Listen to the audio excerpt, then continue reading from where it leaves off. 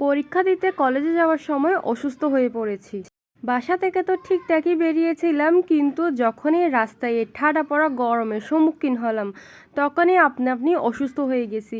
এতটাই খারাপ লাগছিল যে আমার তো পরীক্ষা দিতে ইচ্ছাই করছিল না। আসসালামু আলাইকুম ভিউয়ার্স, আমার দ্বিতীয় ইনকোর্স ছিল কলেজে, তাই কলেজে গেছিলাম পরীক্ষা দেওয়ার জন্য।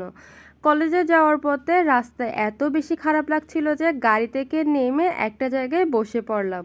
সেখানে দেখছিলাম ভাইয়া কতগুলো তাল বিক্রি করছে।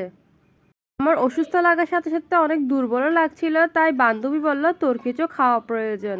তা আমরা যেহেতু পাশে তালই দেখলাম আর সিজনের প্রথম ফ্রুট বলে কথা, তাই আমরা চিন্তা করলাম তালই ট্রাই করা যাক।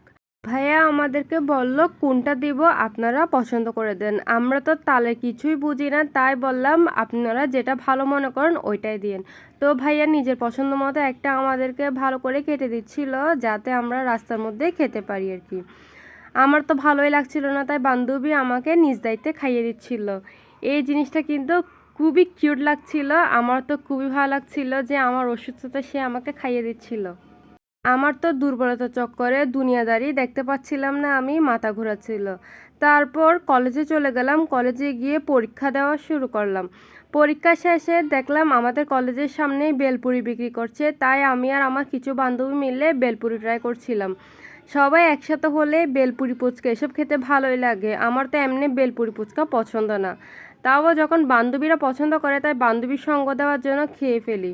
খেতে মোটামুটি ভালোই ছিল আর কি। তারপর সবাই মিলে চলে গেলাম গাড়িতে। গাড়িতে উঠে অনেক বোর হচ্ছিলাম, তো গাড়িতে উঠে কি করব, তাই আমরা চারজন মিলে এখানে লুডো খেলছিলাম। এটা কিন্তু টাইম পাস করার খুব ভালো একটা উপায় ছিল। আমরা চারজন গেমস কমপ্লিট করতে করতেই আমরা বাসায় পৌঁছে গেছি। আর গেমসটা অনেক বেশি ইন্টারেস্টিং ছিল, কেননা কে জিতবে কে হারবে ওইটাই চলছিল আমাদের মধ্যে। একবার মনে হয় আমি জিতে যাবো, আরেকবার মনে হয় সে জিতে যাবে, আরেকবার মনে হয় অন্য কেউ জিতে যাবে। মানে কে জিতবে সেটা নিয়ে আমাদের মধ্যে কম্পিটিশন চলছিল। এভাবে গেম খেলতে খেলতে পৌঁছে গেলাম বাসায়। আল্লাহ হাফেজ।